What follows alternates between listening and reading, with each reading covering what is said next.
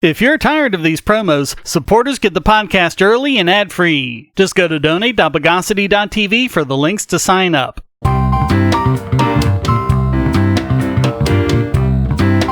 Welcome to the Bogosity podcast for the week of September 27, 2020. The podcast that's going to roll this trucking convoy across the USA. This is your host, Shane Killian. Let's break into the news of the bogus. So, you remember the McCloskeys, the couple that were vilified in the press for using firearms to stop an angry mob from storming their house, a mob that the press called peaceful protesters? Is it just me, or is that rapidly becoming a euphemism? We've already talked about the prosecution falsifying evidence by modifying Patricia's handgun to make it functional. Now, in revelations that will shock no one, new information shows an urgency to charge among prosecutors. This information is in the form of emails, text messages, and a voicemail exchange released to KMOV, a CBS affiliate in St. Louis, by an anonymous source. By the way, as those of you following my coverage of the Julian Assange extradition hearing know, this is exactly the sort of thing the U.S. government wants to be able to shut down. The voicemails show Assistant Circuit Attorney and Chief Warrant Officer Chris Hinckley getting quite frustrated with St. Louis Police Sergeant Detective Curtis Bergdorf, the lead investigator in the case.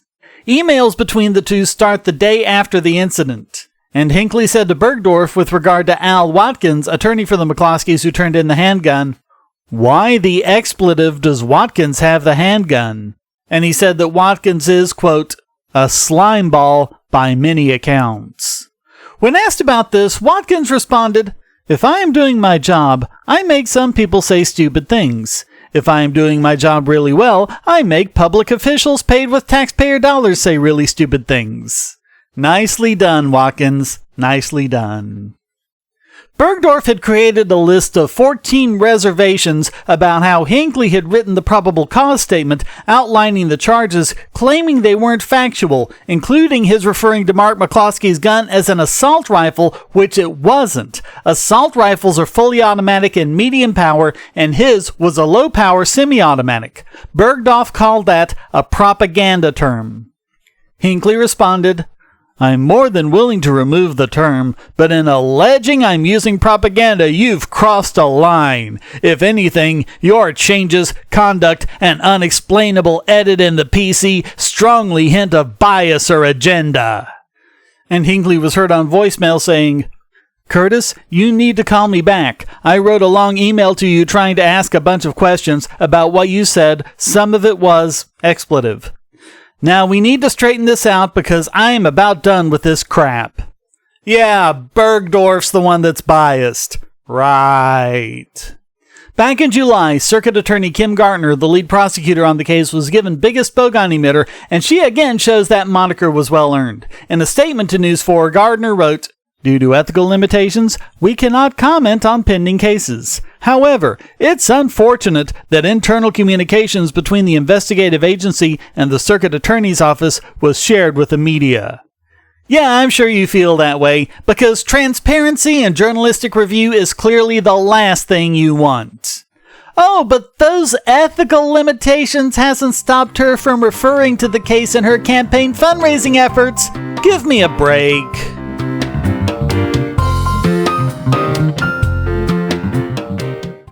If you're looking for ways to support this channel, but you don't have any spare cash and you can't stand advertisements, you can do so by generating your own cryptocurrency. Use the links at the bottom of the description to listen to the podcast and all of my videos on bittube.tv or lbry.tv to get cryptocurrency for the creator and yourself. Or if you listen to the podcast at the podcast page, you'll also generate crypto. You can also go to airtime.bogosity.tv to get the airtime extension and generate crypto for yourself and the creators on the web anywhere you go, including my YouTube channel. Get 5 tubes free just for installing the extension and signing up, and then simply browse the web as normal.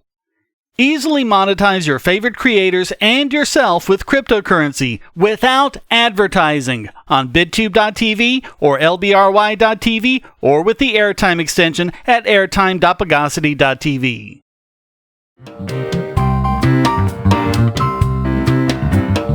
Okay, I'll talk about Trump's tax returns. Not much, because people keep missing the main point of it, but I do have to throw brickbats at the New York Times, who claimed that Trump only paid $750 in taxes in 2016 and 2017, when that very same article, if you scroll way down, mentions that this was simply what he owed. He actually paid over $5 million those 2 years. The extra amount was carried forward to later years. Oh, by the way, this is another story that wouldn't be allowed if government has their way in the Assange case. But the fact of the matter is, no one is even alleging that Trump violated tax law. So he followed the wonderful holy tax code with all the right and righteousness of the sacred social contract backing it up to the letter. He even paid a bit more than he was supposed to. So maybe, just maybe, it's the tax code they should be criticizing. The reason why he doesn't owe taxes is because several of his businesses are actually losing money, which isn't against the law either. And for some inexplicable reason, they have a problem with the $9.7 million tax credit that Trump claimed by renovating the old post office building in Washington, D.C., refurbishing it into the Trump Hotel, when the whole purpose of the tax credit was so someone like Trump could do exactly that. He's doing precisely what Congress wrote the tax code to incentivize, and this is a problem. How? And if they're trying to claim that this is just a symptom of the rich not paying their fair share, people of Trump's worth generally shell out more than a third of their income in taxes, far more than people of lower income levels. Just like the earlier complaints about Amazon, this is really just another symptom of the press muddying the difference between income and net worth. Trump is worth billions, but most of it is tied up in things that aren't easily liquidable. They're basically complaining that he paid no income taxes on his net worth. The tax code is written specifically to prevent the kind of shenanigans they're accusing Trump of doing, when Trump seems to have followed the tax code completely. At least as of this recording, no one has been able to point to a part of the tax code he's violated. Although, as huge and confusing and contradictory as the tax code is, there might be something. But keep in mind that it's a basic principle of our legal tradition that cases of ambiguity always favor the defendant. Of course, in an ethical society, the tax code would be a lot simpler. In fact, it would just be 3 words. Taxation is theft. But really, outfits like the New York Times are huge. They have to understand things like the difference between income and net worth, how losses offset income and can even be carried over to future years, and so on. They know this. And that's the real problem here. It isn't Trump, and it isn't even the tax code. It's the press deliberately lying to the people yet again and somehow getting away with it.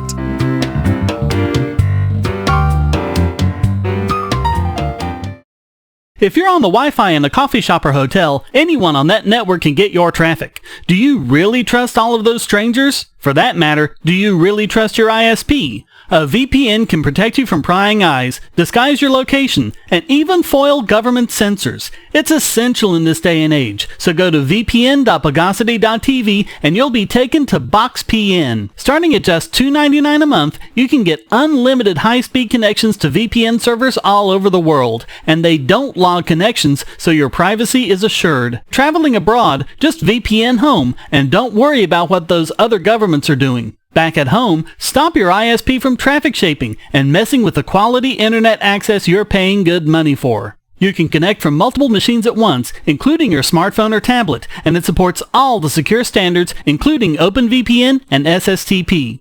Bypass censors and surveillance with your own secure VPN connection. Go to vpn.bogosity.tv.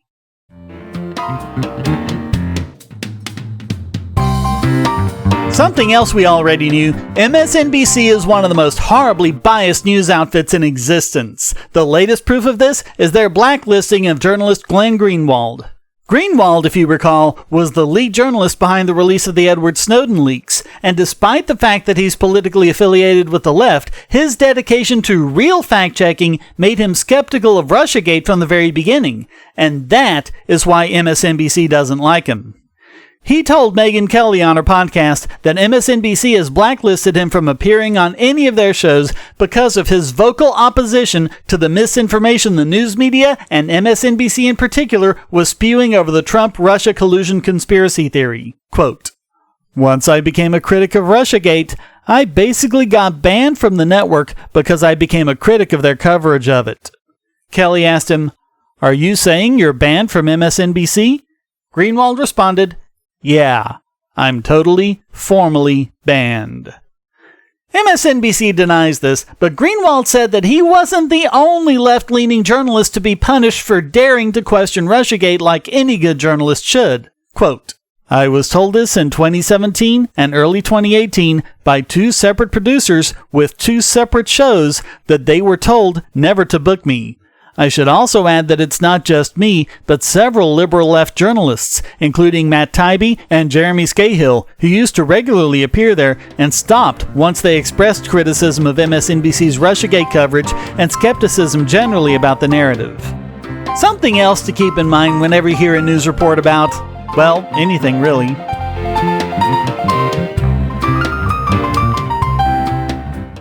We live in a world where light bulbs connect to the internet, and recent attacks on them prove that your online security is under threat like never before. Not only your websites, but the internet-enabled devices you buy. And the biggest problem is weak passwords. That's why you need LastPass. LastPass allows you to randomly generate strong, unique passwords on the web and on your internet-enabled devices, all protected by one master password.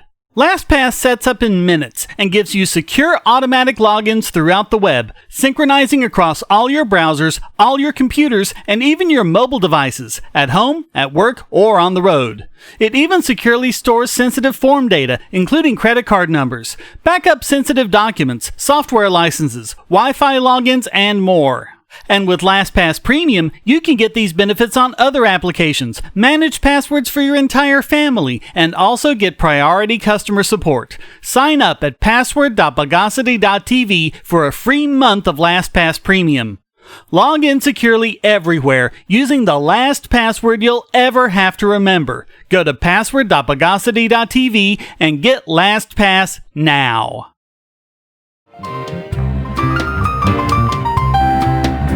And now it's time to steganographize this week's biggest Bogon emitter. And this week it goes to the U.S. Treasury Department, who has warned that they're going to, get this, fine victims of ransomware attacks. As if they didn't have enough to worry about as it is. As we've covered, losses due to ransomware attacks have skyrocketed in recent years. They've gotten clever, making their ransom demand significantly less than the cost of recovering from backup, although still pretty steep. Well, those who pay or facilitate payments of ransomware demands could run afoul of regulations from the Treasury's Office of Foreign Assets Control, or OFAC, if they're not licensed to be money transfer agents. They could be fined up to $20 million.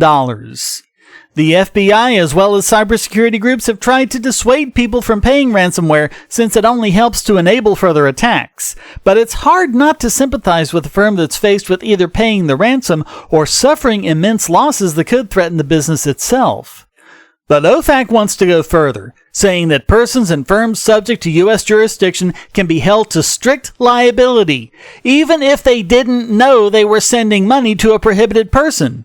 We've talked before about the concept of mens rea and why it's so important. Mens rea is completely gone here. I mean, holding them liable at all is ridiculous. They're paying under duress. You can't be held responsible for things you do under duress. I mean, a mugger points a gun at you, you give him your wallet, and then the government fines you for enabling muggers? Huh? I mean, how are you even supposed to know who you're sending the money to and whether or not they're OFAC sanctioned or not? It's usually just something like a Monero address. You have no idea who's on the other end. Hey, Treasury, while you're at it, why don't you fine Microsoft for making a sucky OS that allows this to happen? Why don't you sanction the FCC for insisting that we all use TCP/IP, a substandard protocol even by 1970s standards that didn't even use a session layer and thus has no authentication? Or why don't you just shut down the entire internet while you're at it? This is victim blaming, nothing more. Actually, it's a cash grab. It really seems like the Treasury is wanting their cut of all that sweet ransomware moolah. So all of that makes the Treasury Department this week's biggest Bogon emitter.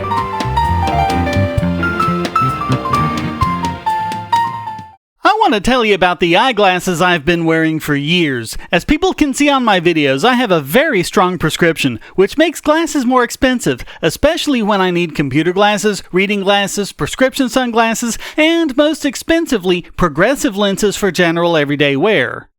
To save money while still getting quality glasses, I get them from Firmoo. In fact, I just got a pair of progressives with high-index aspherical lenses and a nice pair of frames my wife loves for just over $100. It would have been $500 to get them through my eye doctor. Not only do they look good, the glasses are durable. I've worn many pairs for several years without problems. All orders come with a 30-day return policy, a 3-month warranty, and one-on-one customer service.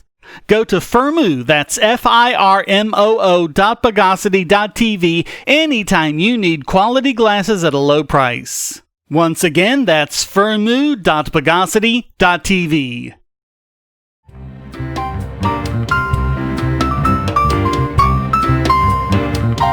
And now let's coagulate this week's Idiot Extraordinaire. And this week it goes to Ireland, whose court ruled that the bread in Subway sandwiches doesn't count as bread. That's it, everyone. Satire is over. Shut down, Onion. Pack it up, Babylon Bee. There's no point anymore.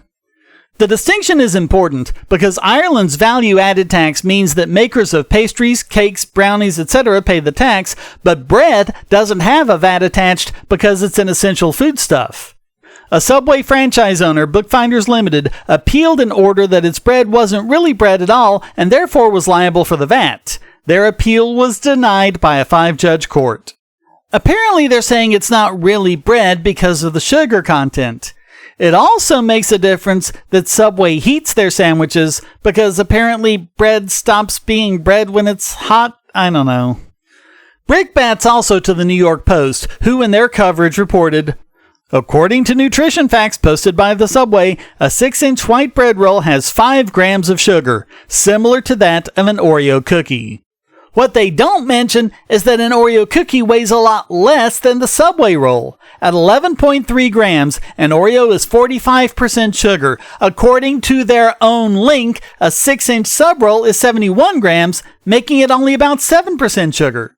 And sugars, by the way, include all simple carbohydrates, both monosaccharides and disaccharides, and includes the sugars you naturally get in fruit, vegetables, grains, and dairy, not just the sucrose that we normally think of as being sugar. And in case you're wondering, according to the same website the Post uses, it's about the same amount of sugar you'd get in 2 slices of Wonder Bread, and less than you'd get in 2 slices of Pepperidge Farm's oatmeal bread.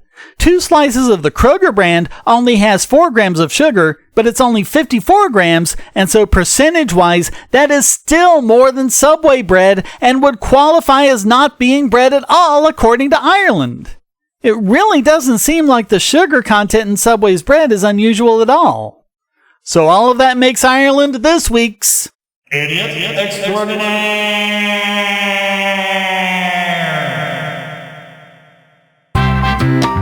Well, that wraps up this I love him, but someday I'm gonna knock him on his ass edition of the Bogosity Podcast. I hope you enjoyed it. If you did, please keep this podcast going by subscribing and supporting in one of several different ways you can find at donate.bogosity.tv, including PayPal, cryptocurrency, or subscribing at Patreon or Subscribestar to listen early and ad-free.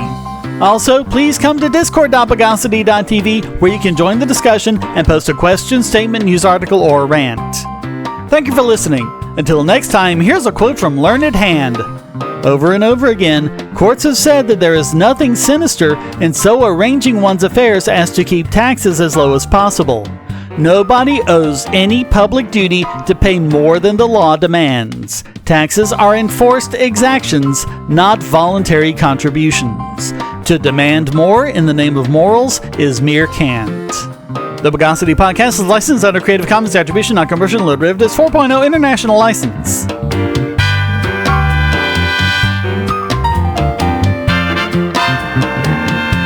Bogosity.